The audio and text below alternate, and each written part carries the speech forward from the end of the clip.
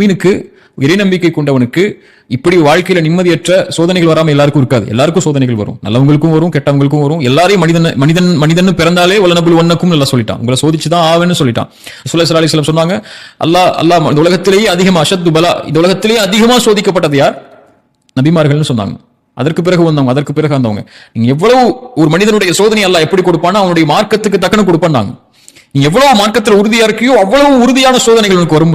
அப்ப எல்லாரையும் அல்லாஹ் சோதிப்பான், பாவி நல்லவன்னு வராம. இப்ப சோதனை வரும்போது இறை நம்பிக்கை கொண்டவனுக்கு குர்ஆன் கொடுக்கக்கூடிய வழி, அலா பிதிக்ரில்லாஹி தத்மஇன்னுல் குலூப், அல்லாஹ்வுடைய நினைவுக்கு வா, அல்லாஹ்வின் பக்கம் வா, அங்கதான் உனக்கு நிம்மதி இருக்கு. தொழுகைக்கு வா, அதுதான் உனக்கு நிம்மதி இருக்கு. உனக்கு இந்த உலகத்துல சிரமங்களை தாண்டி சோதனைகளை தாண்டி நிக்க முடியலையா, சுஜூதுல விழுந்து ரப்புக்கு முன்னாடி அல்லாஹ்வுடைய நினைவில், அலா பிதிக்ரில்லாஹி தத்மஇன்னுல் குலூப், அவனுடைய நினைவுல தான் உன்னுடைய உள்ளத்துடைய அமைதி இருக்கு. அல்லாஹ்வுடைய அமைதியை நோக்கி தான், அல்லாஹ்வுடைய நினைவை நோக்கி தான். சோதனையிலிருந்து வெளியே வரணும்னா யார் நாடனா முடியும்? இந்த ஸ்ட்ரெஸ்ல இருந்து வெளியே வரணும்னா யார் நாடனா முடியும்?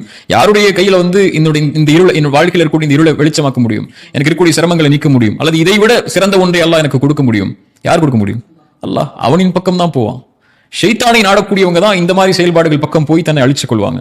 சோதனை வந்தவன் ஒரு இறை நம்பிக்கை கொண்டவன் அல்லாஹ்வின் பக்கம் போய் அதுல இருந்து வெளியே வரக்கூடிய, அதுல நிம்மதி தேடக்கூடிய இடங்களுக்கு போயிடுவான். இதான்